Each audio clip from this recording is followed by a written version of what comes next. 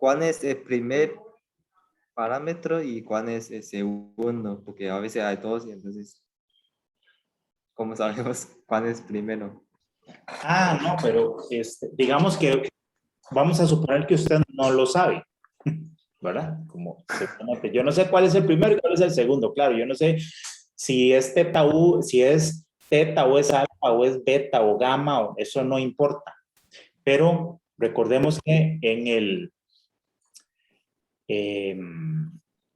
método de momentos, el mismo procedimiento te va a dar el resultado. En realidad no importa cuál llames primero o segundo. Lo importante es que yo en el procedimiento lo que hago es igualar el primer momento de la variable, lo igualo al primer momento de la muestra. Bueno, digamos que de X bar. Entonces, el primer momento de X es el valor esperado de X.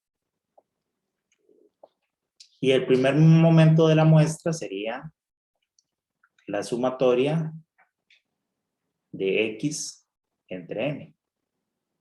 Entonces yo hago esto. ¿Cuál de los parámetros me va a salir por aquí? Eso no importa. Si tengo más de uno, entonces si ya tengo dos, igualo el segundo momento de X con el segundo momento. Aquí lo más correcto de escribir no sería X barra, sino el segundo momento de la muestra. Okay, entonces, ¿cuál es el segundo momento de X?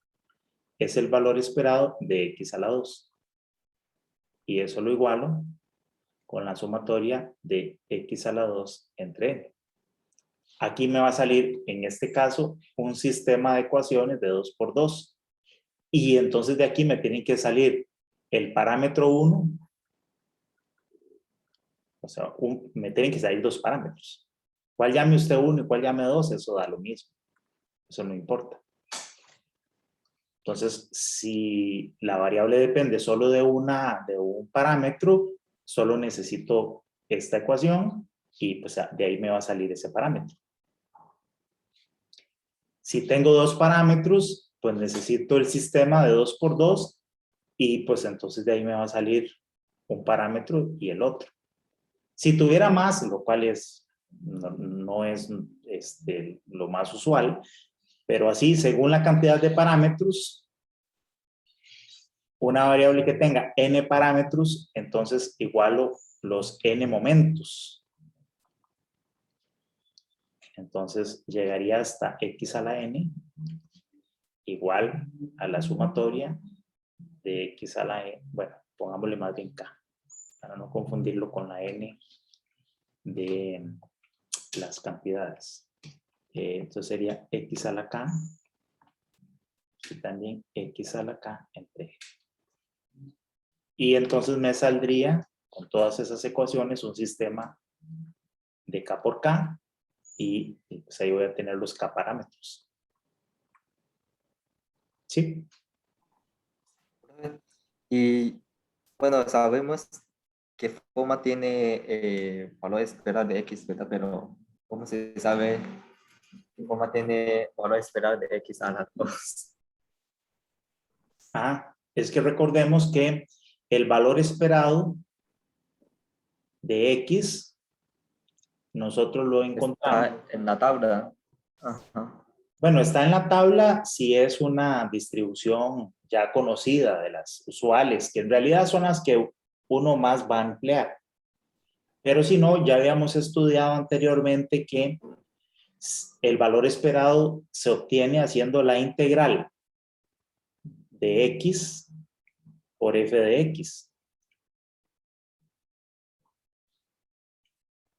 En el caso de que la variable sea continua. O la sumatoria de X por f de X cuando la variable es discontinua. O sea, no discontinua, sino digamos, discreta. discreta, correcto. Y así obtendría yo el primer momento o el valor esperado de X. Pero también habíamos visto la siguiente fórmula, que yo puedo obtener el valor esperado de h de X de una función de esta variable, haciendo lo mismo, la integral de h de X por f de X. O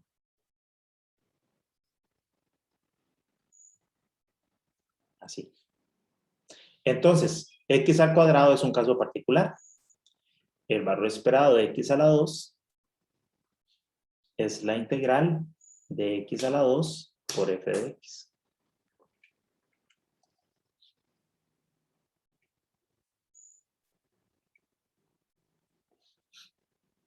En caso de que tuviera alguna otra distribución.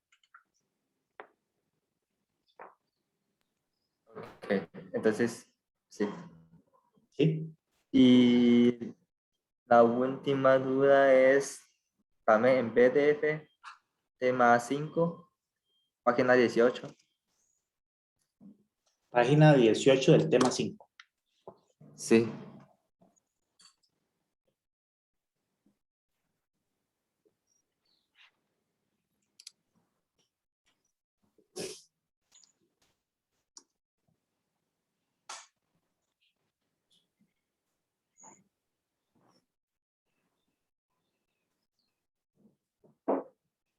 Vamos a ver, no estaba viendo esto. Ah, ya.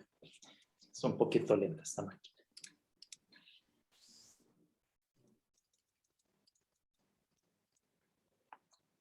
Sí, aquí.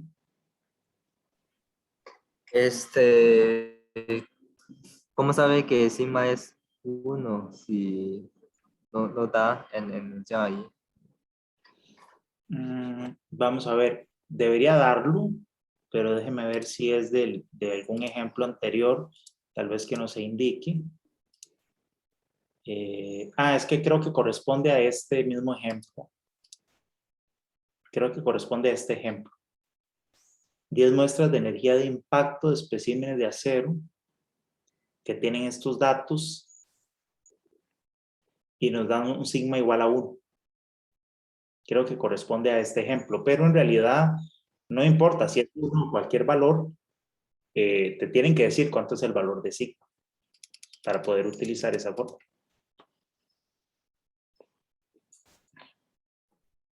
Si Sí, no tiene, ves que están hablando aquí de las unidades son joules, entonces sí es el ejemplo de la energía de compactación. ok, siempre da el valor de sigma. Sí, sí, necesito tener todos estos valores. Bueno, no necesito que me den el Z, lo único que necesito que me den es el nivel de confianza. Con ese nivel de confianza, yo entonces me voy a determinar cuál es el valor de Z.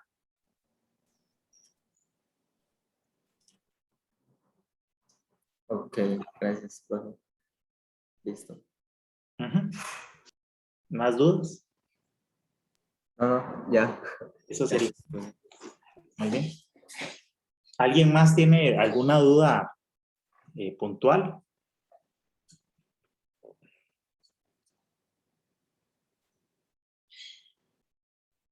No. Bueno, vamos a hacer unos ejercicios. Esto es de... este es el examen del 2019. Creo que es este. Vamos a abrirlo. Hay que hacer unas pequeñas adecuaciones a algunos ejercicios porque nosotros este semestre logramos avanzar hasta la creación de intervalos de confianza. No hemos llegado todavía a pruebas de hipótesis, que luego vamos a ver que están íntimamente relacionadas las dos cosas, los intervalos de confianza con las pruebas de hipótesis. Entonces, aunque hay algunos ejercicios de este examen que en realidad tienen que ver con pruebas de hipótesis, vamos a adaptarlos y lo que vamos a hacer es construir intervalos de confianza, que es de lo último que hemos estudiado. Entonces esperemos un momento a que esto abra. La idea es que vayamos haciendo, ustedes vayan tratando de resolver los ejercicios y luego, bueno, tal vez para avanzar un poco rápido, para que nos dé chance de hacerlos todos, vamos a tratar de como de irlos haciendo en conjunto, pero la idea es que ustedes también participen y no nada más copien la solución o se queden con el video de la solución, sino que intentemos resolverlos entre todos. Les aseguro que así se aprende más. Y no importa si se equivocan o no saben hacer algo, en ese proceso de que se equivoquen y que haya que corregir o aclarar algo, lo van a aprender mejor que simplemente viendo una solución de algo hecho. Entonces, vamos a ver. Este tarrito ya casi abre. Abre el problema.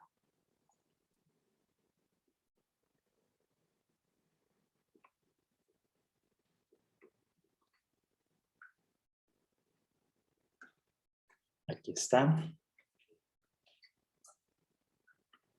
Vamos a ampliar aquí la...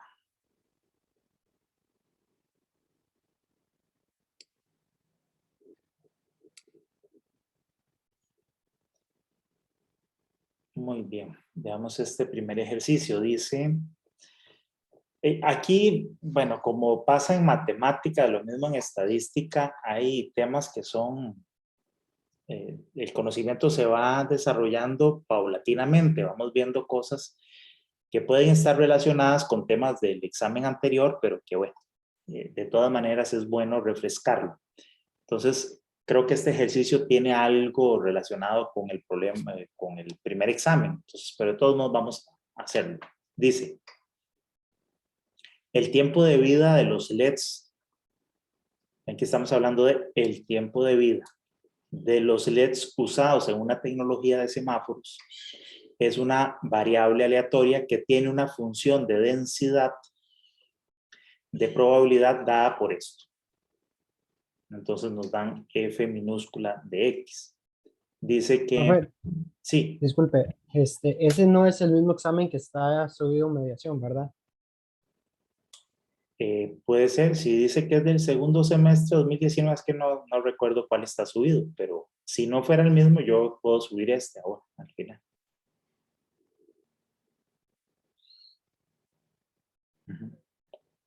No sé, ¿ustedes ya lo abrieron, el que está ahí publicado o no?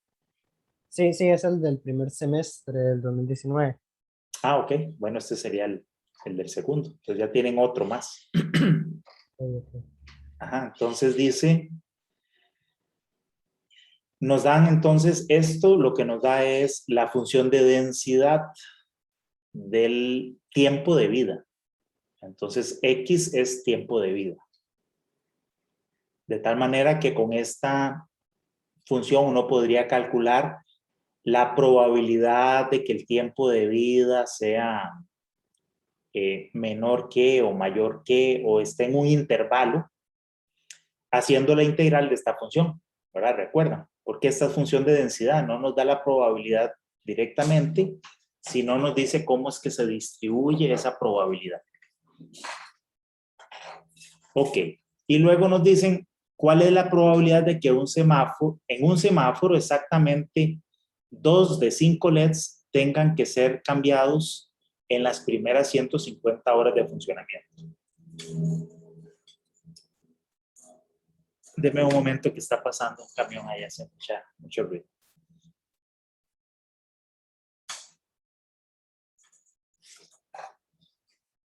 Listo. Y bueno, que tenga que ser cambiado en las primeras 150 horas de funcionamiento. Suponga que el evento G sub I con igual 1, 2, 3, 4, 5, de que el LED y ésimo tenga que ser cambiado en ese intervalo son independientes. Bueno, muy bien. Entonces,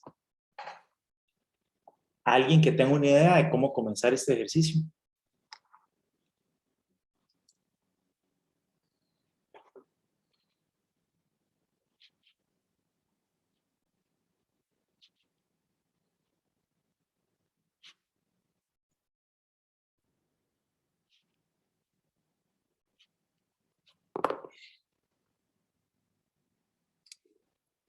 Vamos a ir resolviéndolo aquí. Entonces, como les decía, lo primero es entender que primero nos hablan de la vida útil, ¿no? Del tiempo de vida, ¿no? Entonces, el tiempo de vida.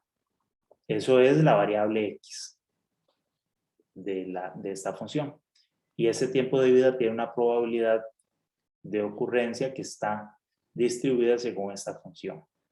Dice que es 0 para X, a ver, menor o igual que 100.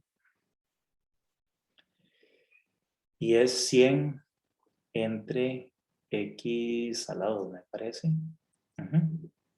Para X mayor que 100. Este sería el tiempo de vida de un LED. Un LED cualquiera. Luego nos dicen probabilidad de que en un semáforo exactamente 2 de 5 LED yo los tenga que cambiar en las primeras 150 horas de funcionamiento. Entonces, ven que aquí estamos hablando de cuando X vale 150. Bueno, 150 o menos, ¿no? Cuando X es menor o igual a 150. ¿Qué puedo yo calcular con esta función? Bueno, no con esta función, sino con la integral de esta función.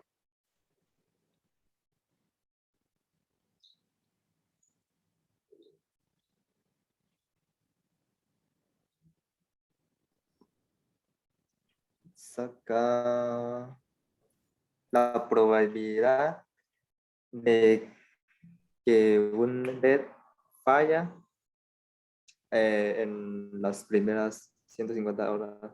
Correcto, ¿verdad? Un LED, uno cualquiera, ¿no? Ajá. Y luego multiplicamos por la probabilidad de 2 de 5, o no, no sé. Ok, vamos a ir por pasos. Vamos a hacer primero eso. Efectivamente, esta función, eso es lo que nos permite determinar cuál es la probabilidad de que el tiempo de vida sea menor o igual que 150 de un LED. O sea, la probabilidad de que X sea menor o igual a 150. Bueno, esa probabilidad recordemos que se calcula con la función acumulada de probabilidad, con f de x, que corresponde a la integral. Entonces aquí tendríamos que hacer la integral de esta función. Fíjense que desde 0, en el rango desde 0 hasta 100, eso nos va a dar 0. Estamos integrando 0. Entonces, en realidad eso sería ese pedacito 0 más la integral de ahí en adelante, desde 100 hasta 150, que es el valor que nos interesa. Entonces, desde 100 hasta 150, integraríamos esta parte de la integral, de la función de densidad, que sería 100 entre x al cuadrado de x. Bien. Entonces, hacemos esa integral. ¿Cuánto nos daría? Bueno, ya me voy a olvidar de este 0, vamos a trabajar solamente con esto. Entonces, tendríamos que la integral esa nos da, ¿cuánto sería? 100 entre menos 1, ¿verdad? Por x a la menos 1. Eso desde 100 hasta 150. Bueno, lo que es lo mismo, menos 100 entre x. Evaluado entre 100 y 150. ¿Okay? Entonces, alguien que por favor me ayude y me haga ese cálculo.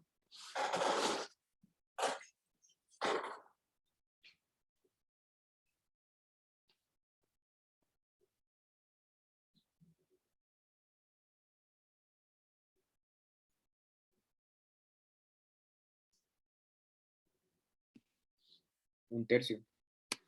Un tercio. Un tercio. Muy bien. Perfecto. Bien, esa sería la probabilidad de que falle un solo de los LEDs. Ahora nosotros tenemos parece que es un semáforo que está conformado por 5 LEDs en total. Y lo que queremos saber es, vean que ya ahora vamos a hablar de otra variable aleatoria distinta. Esta de aquí arriba es la del tiempo de vida. Ahora lo que vamos a hablar es de un fenómeno de Bernoulli, en donde cada uno de los LEDs puede fallar o puede no fallar. Si un LED falla, estaríamos hablando de un éxito, y si no falla, entonces sería un fracaso. ¿Ya? Entonces un LED, ¿y cuál es la probabilidad de que cada uno de esos LED falle antes de las 150 horas o hasta 150 horas? En las primeras 150 horas, 1/3. Entonces aquí tenemos 5 LEDs y lo que queremos saber es cuál es la probabilidad de que 2 de esos LEDs fallen. 2 exactamente. Entonces, esa nueva variable aleatoria la vamos a llamar otra vez X, pero es distinta a esta X, porque esta sería la cantidad de LEDs que fallan, ¿verdad? Cantidad de LEDs que fallan. Esa sería mi nueva variable X, mi nueva variable aleatoria. Esta variable, ¿qué distribución sigue?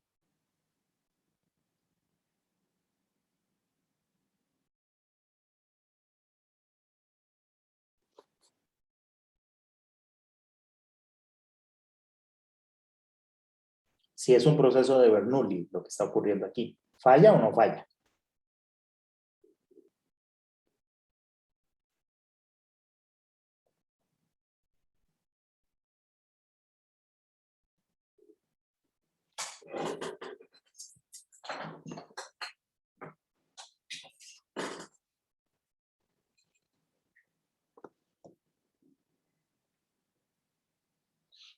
¿Alguien?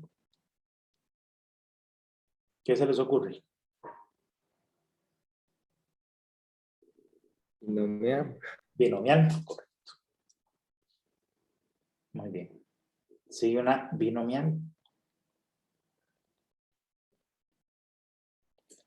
Entonces, es una binomial, es una variable discreta que nos da exactamente cuál es la probabilidad de que la cantidad de fallos sea exactamente igual a un valor X. Y la fórmula de esto, ¿cómo era? Es de una cantidad n, calculo la cantidad de combinaciones X multiplicado por la probabilidad de fallos, o de, bueno, lo que llamamos de éxitos más bien, ¿verdad? Que sería aquí, el éxito lo llamamos el que se acabe la vida útil, ¿no? Entonces sería esa probabilidad elevada a la cantidad X de esos éxitos que queremos por 1 menos P elevado a la N menos X. En este caso, queremos cuál es la probabilidad de que X sea igual a 2, donde N es igual a 5. Y nuestra probabilidad es esta probabilidad, esa es la probabilidad de que ocurra un éxito, es decir, de que haya una falla en las primeras 150 horas.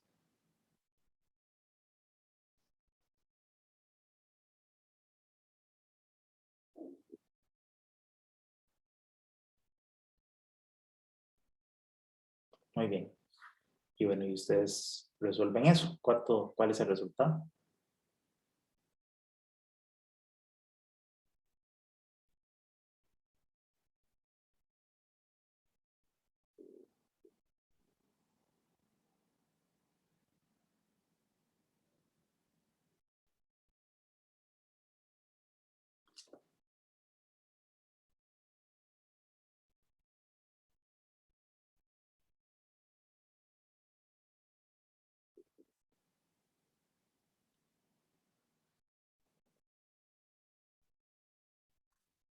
0,33. Ok. Ahí que lo revise, por favor. Yo no tengo aquí la respuesta. Eso es 333, ¿está? Así. No, es 0,329. Ok.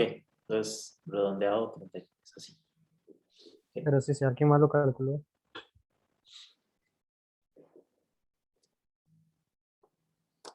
Ujú. Sí, si alguien lo verifica, pero bueno, al menos esta es la fórmula y esta es la manera de cálculo.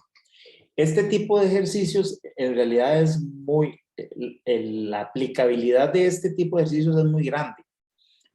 Normalmente uno puede determinar la probabilidad, que es lo que estamos haciendo aquí.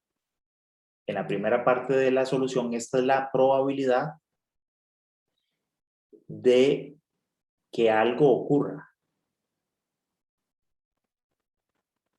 Profe, es como, o sea, es exactamente lo que hacíamos para el primer examen, nada más que en el primer examen esa probabilidad generalmente ya nos la daban. Aquí lo que hacemos es averiguar esa probabilidad y después aplicarla a la Exacto, función. binomial. Ajá, efectivamente, exacto. Este procedimiento, como les digo, es de muchísima utilidad, porque uno puede determinar primero cuál es la probabilidad de que algo ocurra, ¿verdad? Qué sé yo. Y esa probabilidad se puede calcular de muchas formas, dependiendo de qué sea el fenómeno que nosotros estamos estudiando. Pero en general uno puede partir de una variable, como en este caso, que sigue alguna distribución de probabilidad. Aquí nos la dan con una ecuación matemática. Pero podrían decirnos, o uno podría suponer que esa variable sigue una distribución normal. Vamos a ver, la probabilidad de que las piezas que vienen de un fabricante tengan algún error, la probabilidad de que haya por ejemplo, un terraplén falle con ciertas características, la probabilidad de encontrar una cierta cantidad de grietas en un muro, no sé qué sé. Hay muchísimos fenómenos en los que uno podría determinar la probabilidad de que ocurra algo, cualquier cosa, ¿verdad? La probabilidad de ocurrencia. Y luego, ese fenómeno puede ser que ocurra, que se repita varias veces, ¿verdad? Esto sería la repetición del fenómeno. X cantidad de veces. Esa repetición del fenómeno puede ser que se repita cierta cantidad de veces y ya uno quiere saber cuál es la probabilidad de que esto que estamos estudiando aquí ocurra no una vez, sino ocurra X cantidad de veces. Entonces, en la primera parte, el cálculo de esa probabilidad lo calculo según sea la distribución de probabilidad que siga el fenómeno. Y aquí abajo, esta segunda parte, el cálculo de probabilidades se puede hacer con las probabilidades de cualquier fenómeno de Bernoulli, porque aquí lo que estaría pasando es que ese fenómeno va a ocurrir sí o no una cierta cantidad de veces. Entonces yo puedo aplicar aquí funciones como la binomial o cualquiera de todas las distribuciones de fenómenos de Bernoulli, ¿verdad? Puedo calcular probabilidades según lo que me interese con la binomial, con la geométrica, con la binomial negativa, por ejemplo. Entonces, en realidad la aplicabilidad de esto es muy, muy, muy grande. Incluso esta probabilidad de ocurrencia puede ser que ya yo la conozca de experiencias previas. Creo que en algún momento yo les daba un ejemplo de que si yo soy un constructor, fabrica casas y ya lo he hecho muchísimas veces con el mismo equipo, la misma gente, el mismo personal, etcétera. Y yo de experiencia sé cuál es la probabilidad de que de las casas que yo construyo yo tengo un estándar, ¿verdad? Un estándar de cantidad de errores que pueden tener las casas y según esa cantidad de errores yo la puedo catalogar como que la casa puede ser entregada o no puede ser entregada, está en condiciones de ser entregada o no. Y eso yo lo conozco de de experiencias previas. Yo sé que, no sé, por decir algo, que el 3% de las casas que yo construyo tiene tantos errores que esas casas no las puedo entregar porque hay que corregirlas previamente a la entrega. Entonces, eso ya directamente ahí ya yo les estoy dando el valor de P. Dije un 3%. Pero podría ser que eso yo lo calcule con alguna función de distribución de probabilidad. Y después a mí lo que me interesa es eso. Bueno, si yo estoy construyendo un condominio de 100 casas, ¿cuál es la probabilidad de que de esas 100 casas 5, 20, 15 o no sé, una cierta cantidad de casas tengan errores? Bueno, ya ahí lo podría calcular con una binomial.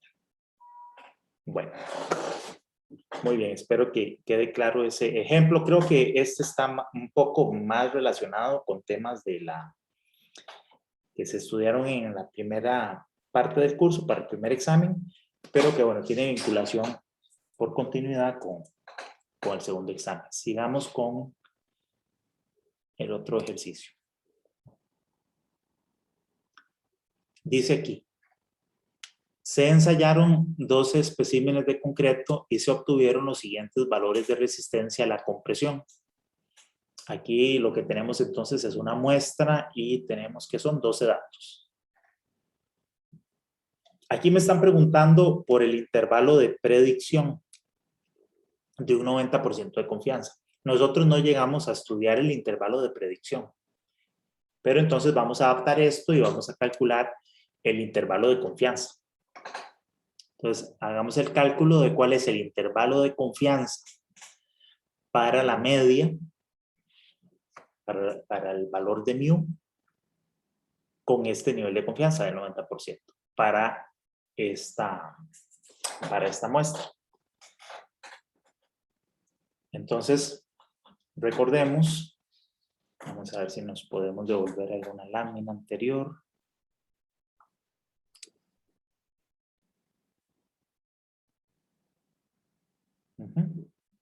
Vamos a considerar esta. Bueno, déjenme ver qué datos tenemos. Bueno, fíjense que en este caso, lo único que tenemos son los datos de la muestra. No tenemos, en este caso particular, datos anteriores que nos digan cuál es la varianza esperada de esta resistencia a la compresión. No tenemos información previa. Tendríamos entonces que trabajar con el valor de la varianza muestral o la desviación estándar de la muestra. Y tenemos solamente 12 observaciones. Vamos a considerar que estas 12 observaciones son pocas y por lo tanto tendríamos que utilizar la distribución TD-Student en lugar de la distribución normal. ¿Recuerdan eso? Entonces, ahí lo que hacíamos, recordemos, es considerar, vamos a trabajar con una TD-Student, entonces, si esta es mi distribución TD-Student, tendríamos que calcular aquí un valor de T menos T de alfa medios con N menos 1 grado de libertad y un valor de T de alfa medios con N menos 1 grado de libertad, donde el intervalo de confianza que me están diciendo sería del 90%. Este es el nivel de confianza.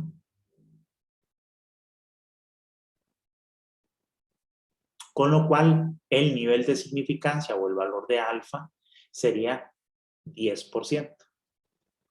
Vamos a hacer los 3 intervalos de confianza. Vamos a hacer primero el que tiene 2 extremos, uno inferior y uno superior, que sería este el caso. Entonces nosotros sabemos que el valor de T va a estar en medio de esos 2 valores, de menos T de alfa medios con N menos 1 grado de libertad. Y que entonces nuestro valor de mu va a estar entre X barra menos T de alfa medios con N menos 1 grado de libertad por S entre raíz de N.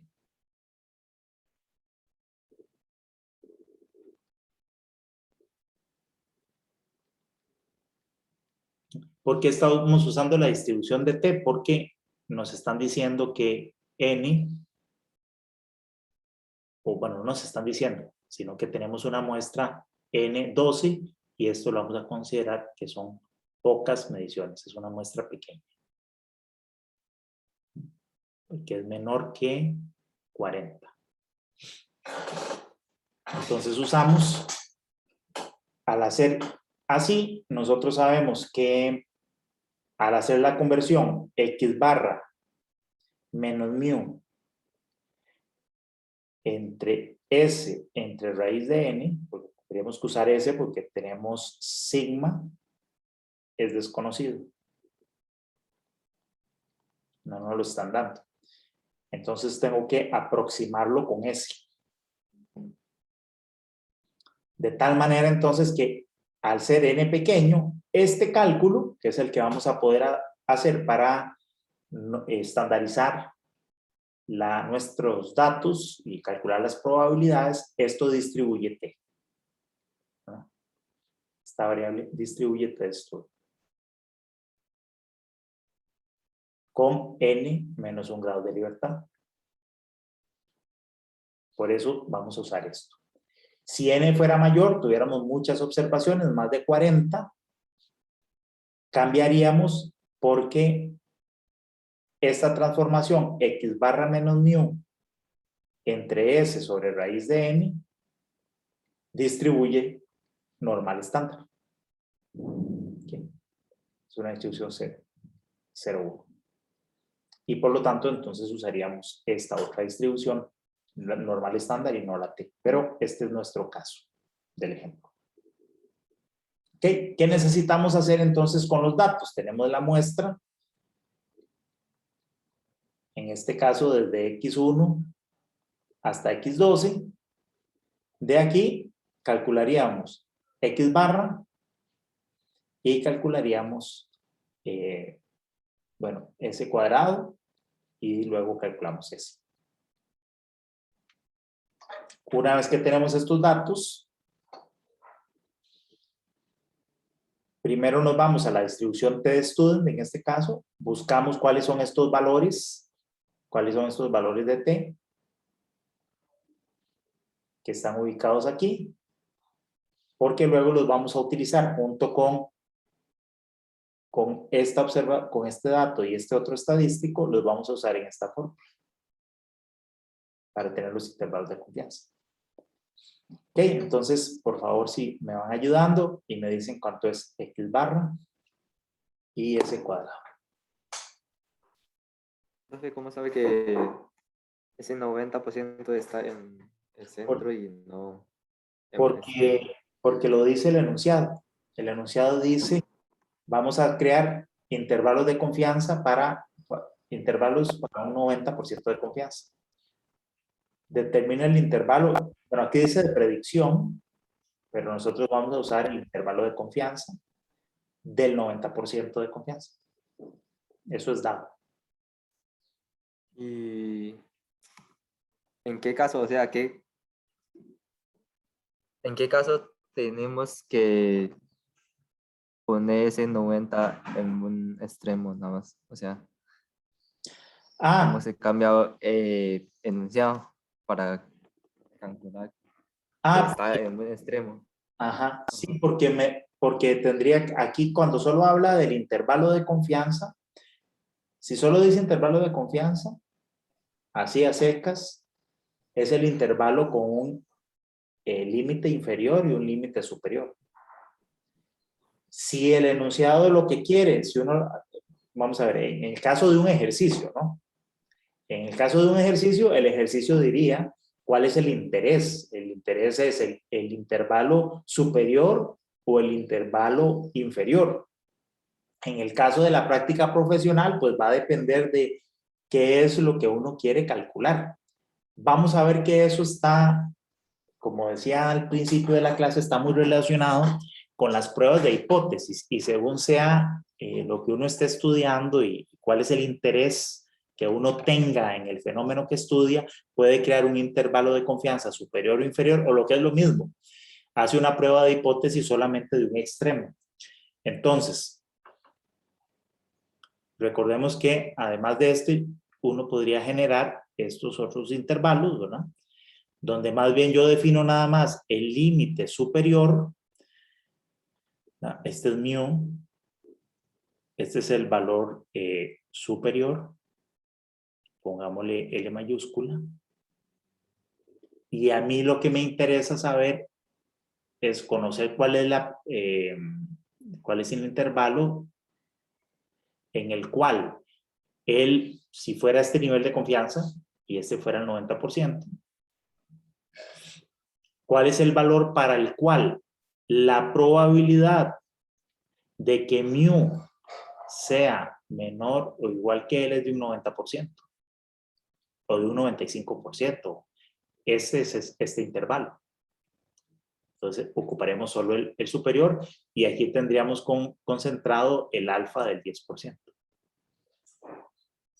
Por el contrario, puede ser que a mí me interese. Es decir, esto es como tener un máximo, ¿no es? Es decir, con un 90% de confianza, yo sé que el valor de mu como máximo va a alcanzar este valor. Solo un 10% de las veces podría ser que digamos, el mu tenga valores más altos. Y luego, por otro lado, tendría el límite inferior. Y entonces aquí estaría yo concentrando el 90%. En este caso, yo lo que sé es que la probabilidad de que mu sea más bien mayor o igual que L es de un 90%. Entonces, este es un límite inferior. Entonces, eso sí lo tiene que decir el enunciado, o, como mencionaba antes, depende de cuál sea el interés propio de lo que uno está estudiando. Entonces, imagínense si estoy estudiando, digamos que la resistencia de un material, ahí probablemente yo quiera determinar un intervalo de confianza. Bueno, es que depende de qué es lo que yo quiera hacer, pero por lo general yo haría un intervalo de confianza de este estilo, ¿verdad? Por ejemplo, a mí me gustaría saber, es que depende, saber que si yo quiero, dependiendo de lo que quiera demostrar, yo podría decir, bueno, ¿cuál sería la resistencia máxima que uno podría esperar de ese material con un nivel de confianza del 90-95%? Entonces, eso me va a definir este valor. Yo sé que valores superiores a esa resistencia va a ser muy poco probable que yo las alcance. Entonces, podría generar este límite. Si fuera más bien,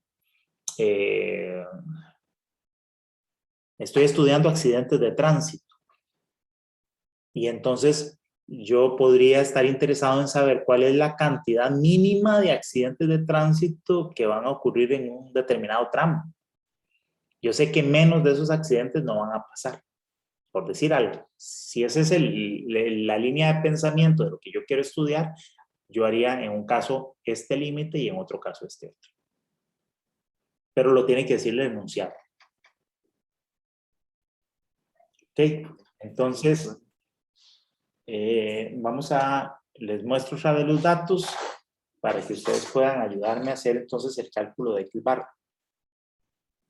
Profe, X barra a mí me da 2259.9. No sé si redondearlo a 2260 o dejarlo así.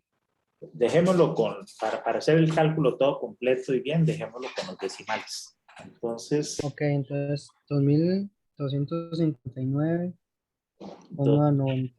269, 91.6.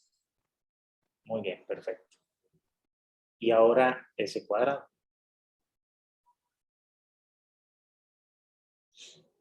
O directamente ese, si quieren me dan directamente ese, que es el valor que realmente ocupamos.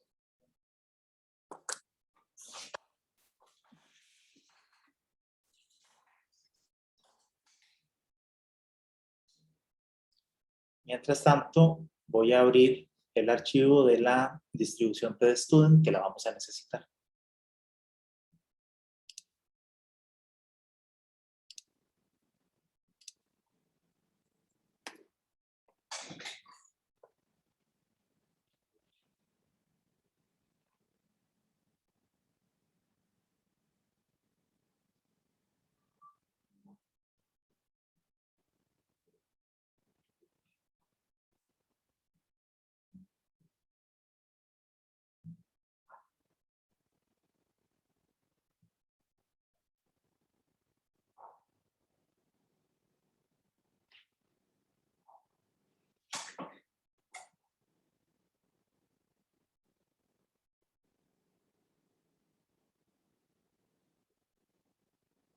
Bueno, la varianza era la sumatoria de los xy menos x barra, ¿verdad? La 2 entre n menos 1.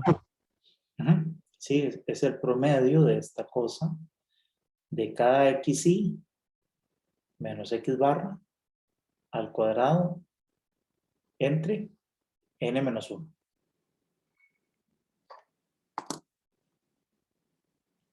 Porque esta, recordemos, es la varianza muestral. Entonces es n menos 1.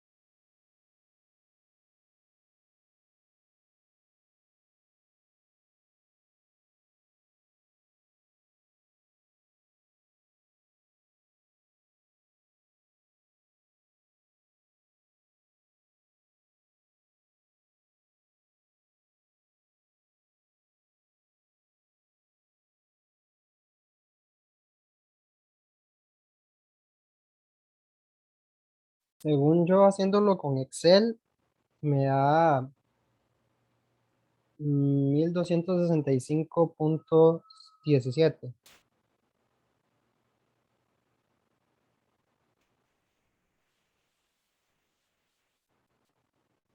La varianza, digamos, ese cuadrado.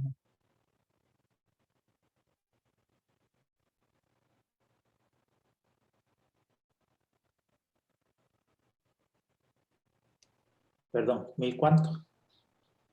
1265,17. Era, en Excel nada más era, digamos, poner var.s, ¿verdad? Y seleccionar toda la muestra. Si quieres, vamos a hacer una cosa.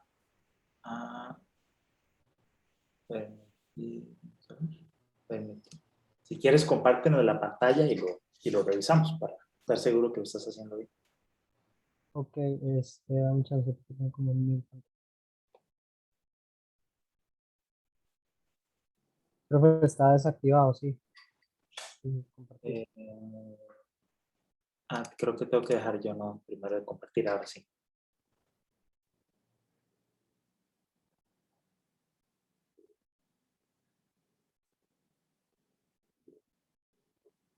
Ahí se ve. Sí, correcto. Bueno, este es un documento viejo, pero ahí puse las 12 observaciones Sí, y esta es la fórmula que habíamos visto al inicio, la de bar.s. ajá. Vamos a ver, déjame nada más checar. Yo creo que yo tengo aquí, voy a calcularlo yo y verificamos, porque es que como es con fórmula de Excel, no estoy seguro si, no me la sé. Mm,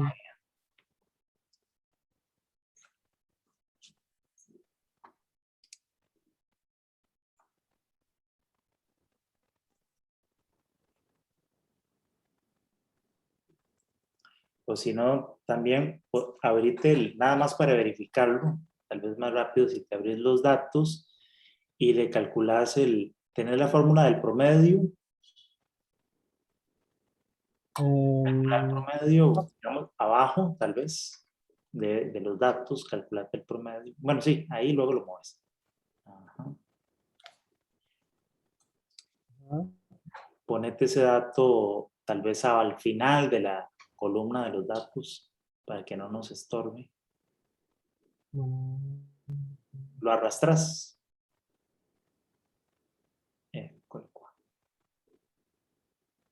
Ajá, y entonces ahora hacer la formulilla ahí. Vas restando cada uno de los datos. era Abre aquí paréntesis. sí, ajá, aquí sí, S. menos. Este lo dejo, ok, después hago sumatoria. Sí, después hacemos la sumatoria. Ahí lo eleva al cuadrado.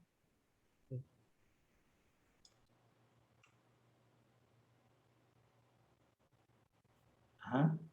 Y nada más que tenemos que dejar fijo la celda.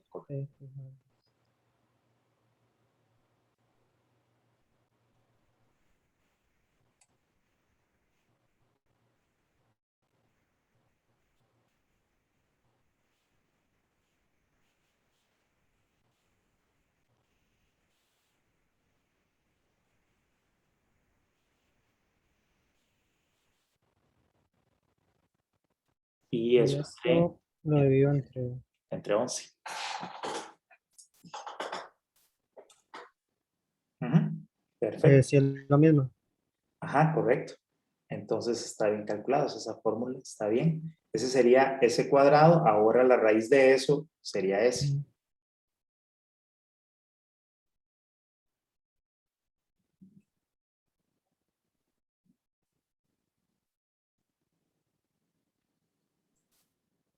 Perfecto, muy bien. Ahora,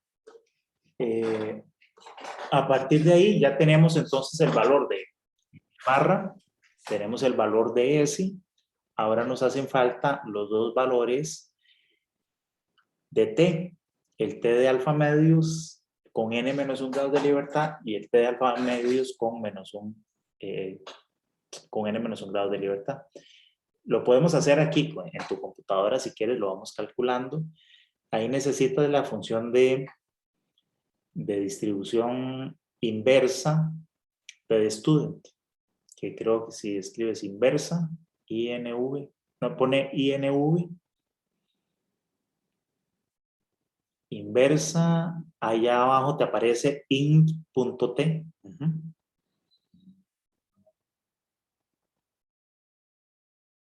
No, la que decía .t. Porque estamos usando la distribución T de student. Sí, Ajá. sí, fue que por dedazo Ah, seleccioné la primera. perfecto.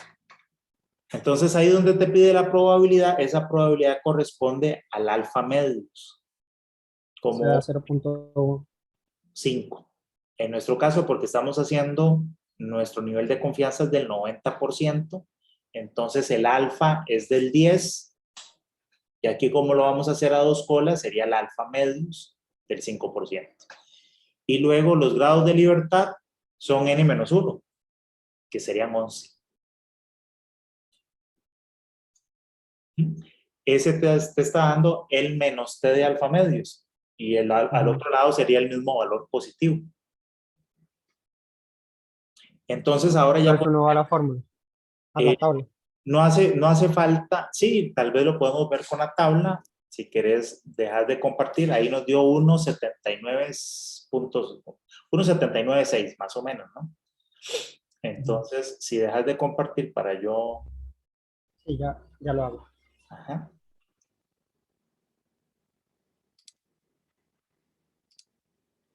Entonces, si nos vamos a la tabla, nos vamos a dar cuenta que es ese valor. Aquí tenemos la distribución P-Stud. El alfa dijimos que era del 5%, sería esta columna. Y los grados de libertad, 11.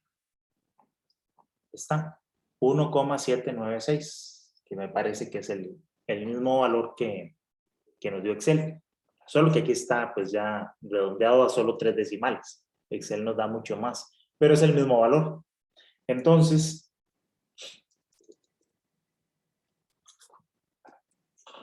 tenemos que este valor es menos 1,796 y este por lo tanto sería 1,796. Entre estos dos valores es que tenemos un 90% de probabilidad de obtener un valor en una distribución t-Student. Ahora esto lo tenemos que transformar a los intervalos de confianza de μ. Entonces hacemos x barra, que nos había dado este valor, menos este valor de t de alfa medios, por s, que sería la raíz cuadrada de esta cosa que tenemos aquí, de 1265, entre la raíz de n, entre la raíz de 12. ¿Okay? Entonces, si hacen esos cálculos, por favor, más o menos, y me dicen cuáles son los valores de μ.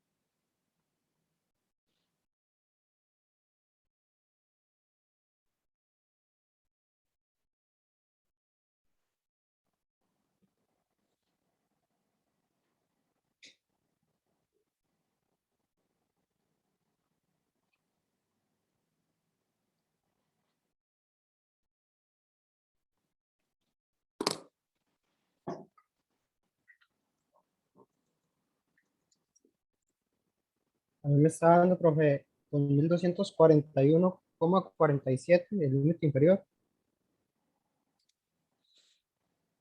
Vamos a ver.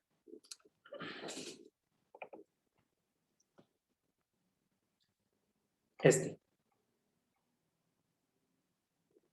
2241,47.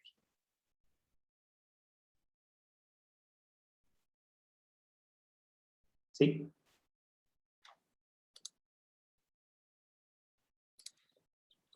Y 2278,36. ¿Sí? ¿Sí están viendo el resultado? Sí. Sí, sí, de esos valores, correcto. Muy bien, ¿alguna pregunta de este procedimiento?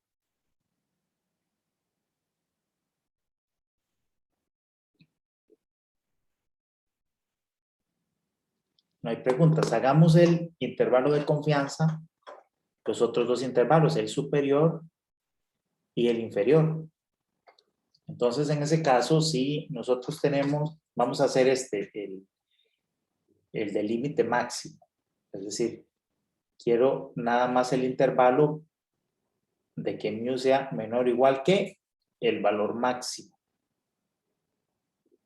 Entonces, nada más ocuparíamos este extremo del cálculo, pero entonces aquí haríamos x barra más t, ya no de alfa medios, sino t de alfa, porque todo el 90% lo queremos tener aquí y aquí nos quedaría el 10. Entonces sería t de alfa con n menos 1 grado de libertad por s entre raíz de n. Entonces nos vamos a ir a la distribución de student. Voy a mostrarla de acá. Entonces, ahora nuestro alfa sería de el 10%.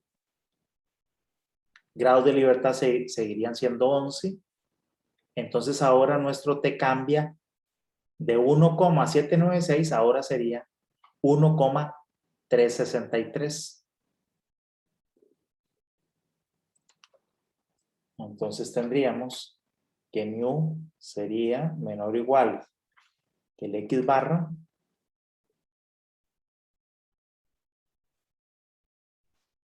más, dijimos, 1,363.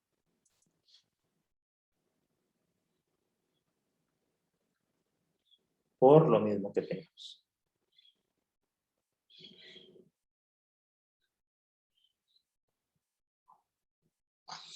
¿De acuerdo?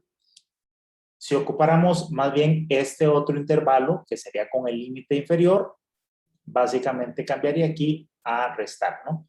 Entonces sería menos, el valor sería menos 1,363 y lo mismo. Eso nos daría el límite inferior.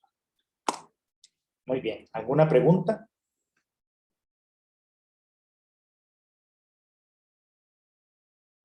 No hay preguntas.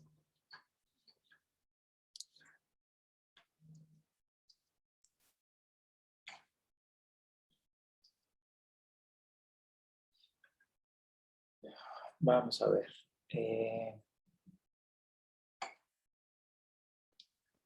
Ok, bueno, este es interesante. Este problema en realidad es con pruebas de hipótesis. Pero, de nuevo, vamos nosotros a hacerlo con intervalos de confianza. Y vamos a resolver el problema con intervalos de confianza. Dice que se diseñó un nuevo concreto de alta resistencia, el cual incorpora un cierto tipo de fibras, las cuales deben tener una resistencia media de por lo menos, vean que dice una resistencia media de por lo menos 14 kilogramos por centímetro cuadrado. La experiencia indica, aquí hay un error, que la desviación estándar de la resistencia es 0,35. Entonces aquí nos están dando sigma, que sigma es conocido. Y dice, si en una muestra de 8 pedazos de fibra se encontró que rompieron bajo las siguientes presiones, nos dan los valores. Vamos con intervalos de confianza, vea que no estamos haciendo prueba de hipótesis. Eso no lo hemos estudiado, pero de acuerdo con los intervalos de confianza, la pregunta es si podemos concluir que con un nivel de significancia, es decir, con un alfa del 5%, si la fibra es inaceptable. Primero con un 5% y luego con un alfa de un 10. Vamos a hacer las dos pruebas. ¿Cómo haríamos esto con los intervalos de confianza? Pues es sencillo, lo que hacemos es crear el intervalo de confianza. De acuerdo con los datos de la muestra, creamos un intervalo de confianza y luego verificamos si este valor, que es el valor de referencia, esa resistencia mínima de 14 kilos, está dentro o fuera del intervalo de confianza. Si cae dentro del intervalo de confianza, pues ya está. No podríamos nosotros rechazar la muestra. Pero si la muestra cae fuera del intervalo de confianza, entonces nosotros estaríamos diciendo, pues no, estos datos no,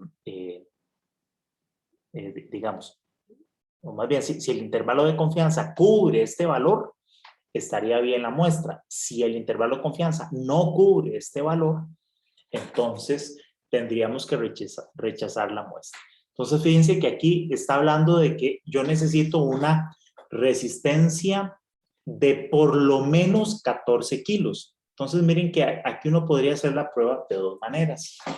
¿Qué pasa si uno crea el intervalo de confianza de la siguiente manera? Yo puedo crear el intervalo de confianza, crear este valor y poner aquí un límite superior y traer aquí el nivel de confianza. Entonces yo crearía y obtendría este valor. Entonces, este intervalo de confianza lo que me está diciendo es que con un, en el primer caso, 95%, con un 95% de confianza, los valores de resistencia son menores o iguales que este valor, este límite.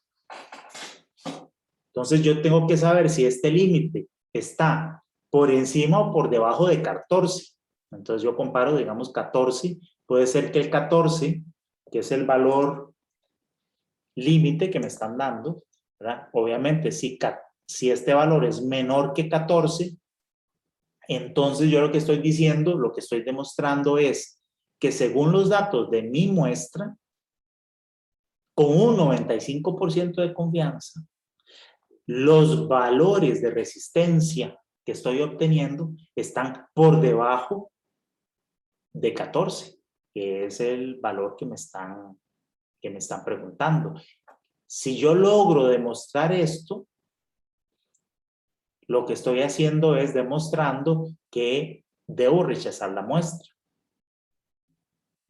Porque con un 95% de confianza he demostrado que los valores de ese producto están por debajo de el límite que me están exigiendo.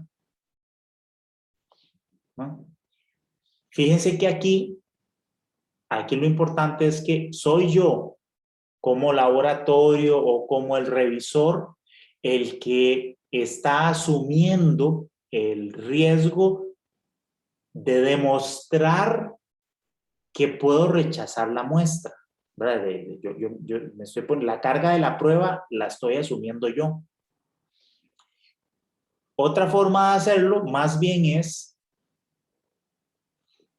si yo hago un límite inferior, ¿no? Si yo hago un límite inferior,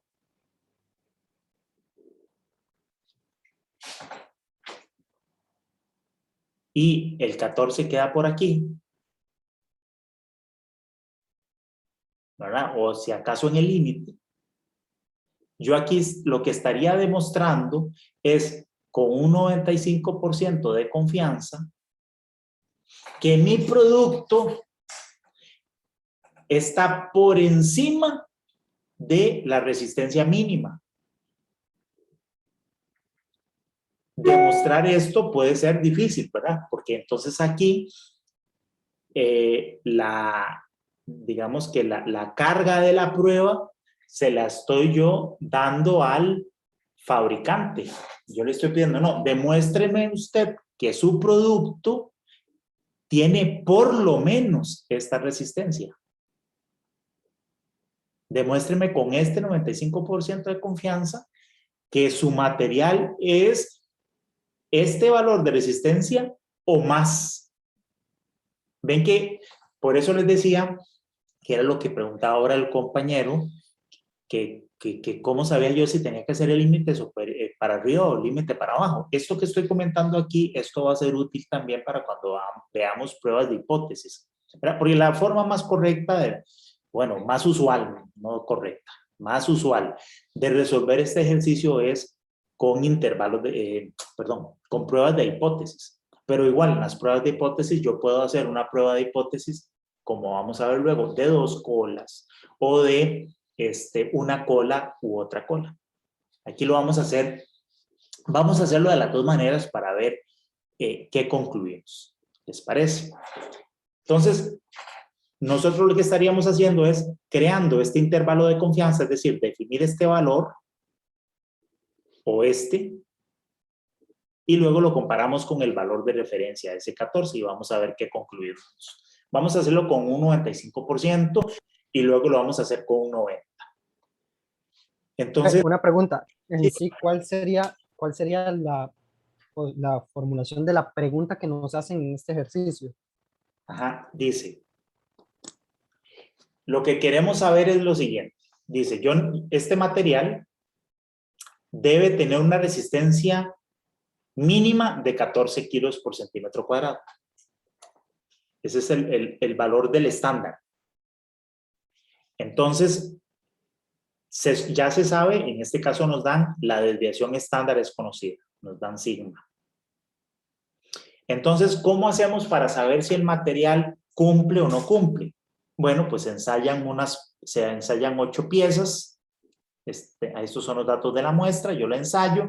Ahora, con base en los resultados de este ensayo, yo quiero, lo que me está preguntando es si este material cumple o no cumple, ¿verdad? Si es aceptable o no es aceptable. Yo logro con este material alcanzar esta resistencia mínima o no. ¿De acuerdo? Como les digo, esto normalmente vamos a ver cómo se resuelve esto con pruebas de hipótesis. Entonces uno lo que hace es plantear una prueba de hipótesis, pero eso no lo hemos estudiado aún. Lo vamos a hacer con el intervalo de confianza. Entonces, según estos datos, ¿qué haría yo? Calcular el X barra, que es todo lo que necesito, porque aquí ya yo tengo el valor de sigma. Y creo el intervalo de confianza. Vamos a crear estos dos intervalos de confianza, tanto el superior o el inferior, para ver cómo cambia nuestra respuesta o nuestra percepción del resultado. Entonces, en este caso, como tenemos el sigma es conocido, para crear este intervalo de confianza ocuparíamos el T de alfa nada más. Perdón, el Z de alfa. El Z de alfa con alfa igual al 5%. Y luego haría X barra más Z de alfa por sigma entre raíz de n. Entonces hagan ese cálculo, por favor.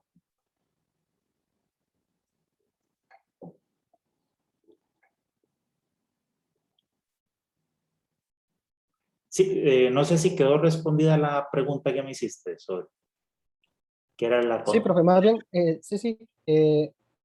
más bien podría volver para terminar de explicar bien los dígitos y eso. la fórmula. Ajá.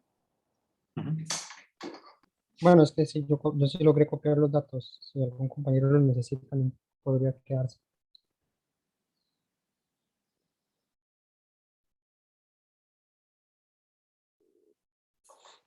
Okay, bueno, aquí estaríamos creando, vamos a hacerlo así, aquí estaríamos creando este primer intervalo de confianza. En este otro, que sería el inferior, pues básicamente sería X menos Z de alfa, sigma entre raíz de E.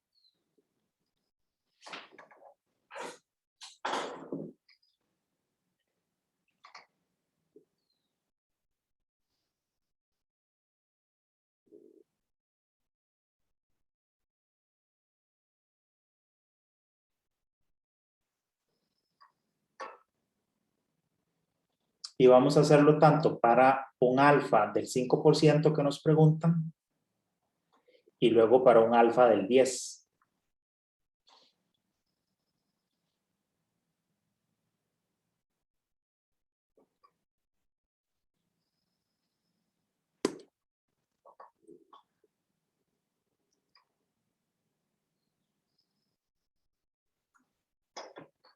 Bueno, para ir avanzando, yo voy a ir determinando el valor de Z, si les parece. Aquí está la distribución normal estándar. Entonces, para el primer caso, con alfa del 5%, tengo que irme aquí a la tabla a buscar esa probabilidad del 5% que corresponde a, quitar esto, 1,60, 1,64, ¿lo ven? Profe, una pregunta, para la T-Student en Excel estaba esa fórmula, digamos, que usted nos dijo ahora de inversa.t. Para esta distribución de Z, ¿no hay una también para no tener que estarse yendo a buscar tanto la tabla? Sí, se usa también la función que se llama, la que le diste antes por error, que le diste que era la inversa normal. Hay una que es inversa punto, y debe decir algo así que te identifique que es la normal estándar. La inversa normal estándar, y ella te va a pedir en ese caso solamente la probabilidad.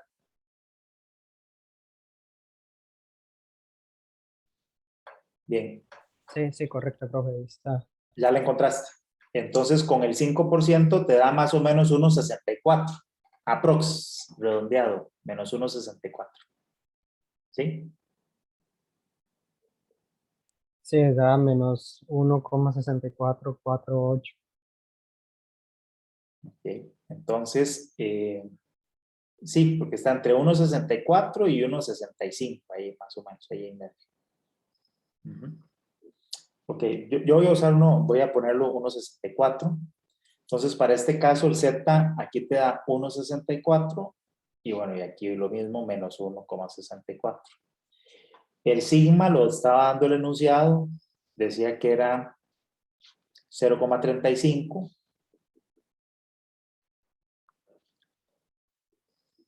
Entonces sería por 0,35 son 8 datos, entre raíz de 8. Y el X barra, no sé si ya lo calculaste, ¿cuánto da el X barra de esto? 13,95. 13,95, gracias. Entonces, en el primer caso tendríamos 13,95 más 1,64 por 0,35 entre la raíz de 8, que nos da 14,15.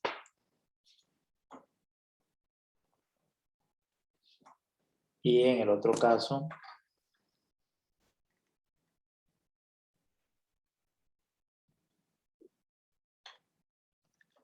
al restar, nos da 13,75.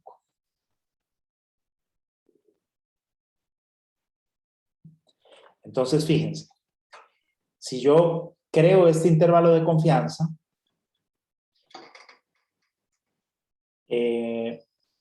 este valor nos estaría quedando el límite así. Yo tengo mi intervalo de confianza que llega aquí hasta 14,15 y 14 queda aquí adentro del intervalo de confianza.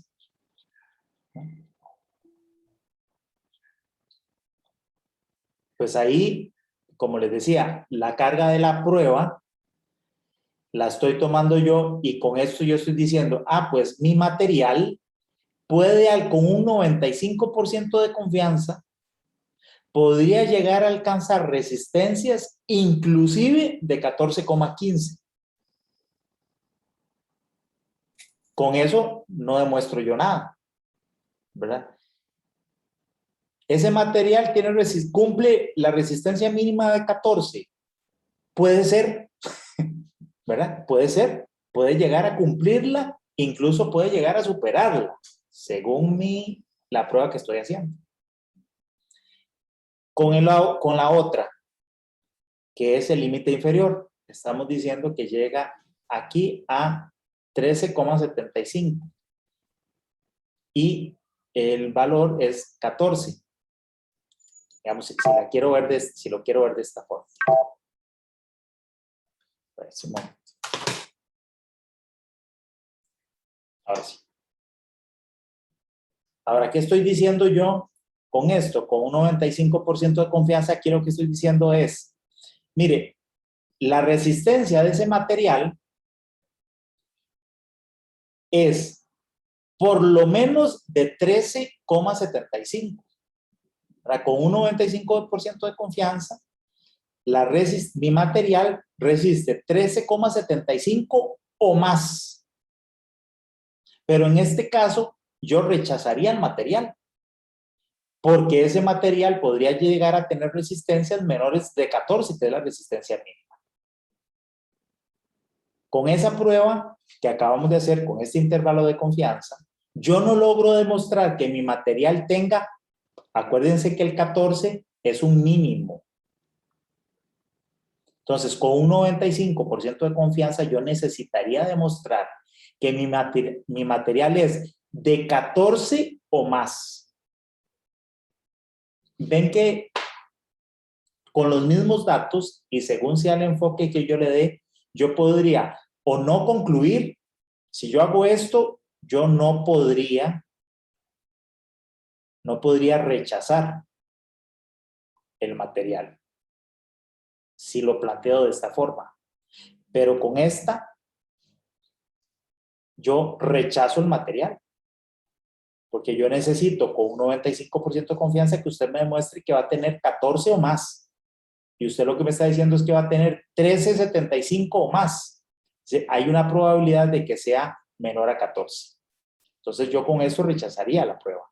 Yo necesitaría que este límite inferior me dé 14 o me dé 14,5 o me dé 14,3 o algún valor, pero tiene que ser de 14 para arriba, para que usted me logre demostrar que el material cumple. ¿Sí queda claro? Sí, profe. Uh-huh. Entonces, si yo soy un auditor del proyecto, un auditor de ese material que debo cumplir, en este caso yo le exigiría esta prueba. O sea, yo haría este intervalo de confianza. Lo mismo va a hacer cuando hagamos, como vamos a estudiar después, las pruebas de hipótesis. Bueno, esto se puede repetir ahora ya no con un 95% de confianza, sino con un 90%. Vamos a hacer nada más esta prueba que, como vimos, era digamos, la concluyente. Es este intervalo. Ahora con un Z para un alfa del 10, que estaría aquí. No, ¿dónde estamos? 5%. Aquí. 0,05, ahora busco 0,1. 0,1. Estaría por aquí, ¿no? Vamos a ver. Aquí. De acuerdo a Excel, ¿cuánto daría, Cons? 1,20 ¿qué? 1,2815. 1,2815.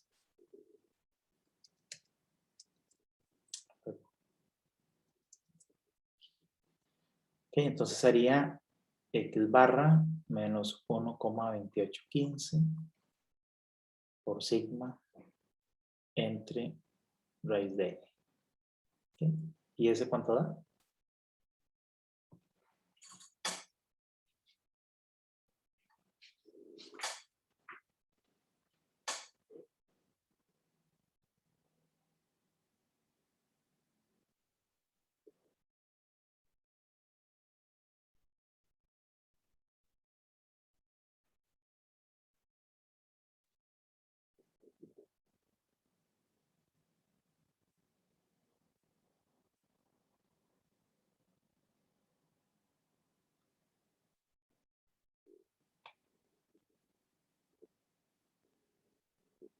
Da 19,79. No, perdón, mentiras, que puse mal. No, 13. Sí, 13,79. 13,79. Entonces fíjense que aún así sigue el material sin aprobar, ¿no? Bueno, porque es que el X barra es muy bajito. Entonces, bueno, aún con ambas pruebas, tanto a un 90 como a un 95%, no se lograría demostrar que el material cumple con la especificación. Ahora, si yo hubiera hecho más bien esto, que sería 13,95 más 1,2815 por 0.35 entre raíz de 8, ¿esto cuánto da? 14,10. 14,10. Entonces, fíjense que aquí sí hay una diferencia, según sea, si yo hago este otro intervalo, según yo haga la prueba con un nivel de significancia del 5 o del 10. Bueno, no, en ambos casos igual. Estoy obteniendo, esto estaría por encima de 14.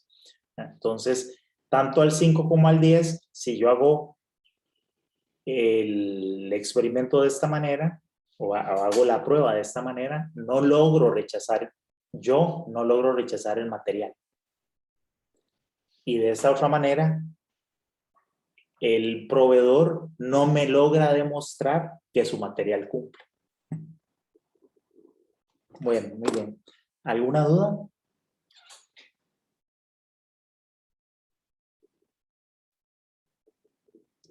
No. Que por la hora voy a ir un poquito rápido. Nada más les quería mostrar este otro ejercicio. En este caso es con dos muestras de dos poblaciones distintas donde tenemos sus valores de X1, de X2, de S1 y de S2.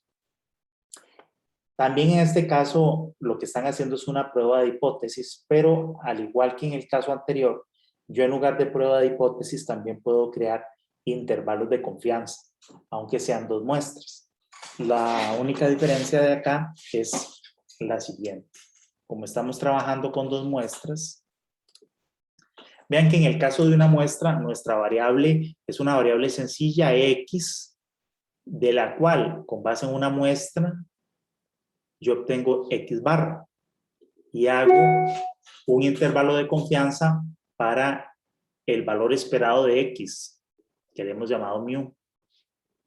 Y entonces hacemos mu como X barra menos el Z o el T por sigma o por S entre raíz de n. Y aquí X barra más Z o T por sigma entre raíz de n.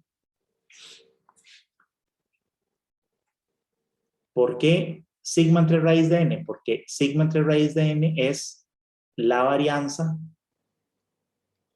de X barra. Ven que los intervalos de confianza los estamos creando como X barra más menos,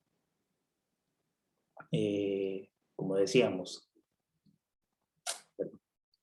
Z o T por la varianza de X barra. Bueno, la varianza o la aproximación de la varianza, porque sí es eso. Cuando tenemos dos muestras, tenemos X1, tenemos X2, con cada uno de ellos sacamos una muestra y obtenemos X1 barra, X2 barra. Y de aquí creamos una variable adicional que es X1 menos X2. Y nosotros teníamos que la varianza de X1 menos X2 era igual a la raíz cuadrada de sigma 1 cuadrado entre n1 más sigma 2 cuadrado entre n2. Entonces, aquí yo también puedo crear un intervalo de confianza para X1 menos X2. Al igual que aquí, haciendo más menos, también Z. Aquí vamos a trabajar con Z porque todavía no hemos ido más allá. Entonces vamos a suponer que el sigma 1 y sigma 2 son conocidos. Entonces sería Z por la varianza de X barra. Bueno, la raíz cuadrada de la varianza. que sería esto, por raíz cuadrada de sigma 1 cuadrado entre n1 más sigma 2 cuadrado entre n2. Entonces también puedo crear intervalos de confianza para diferencias de medias, para dos poblaciones. Para este ejercicio, como les digo, como todavía no hemos avanzado más en la clase, este ejercicio habría que cambiarle nada más al enunciado aquí, diciendo no que esto es S1 y S2, sino que es sigma 1 y sigma 2, como si fueran las varianzas conocidas de las poblaciones.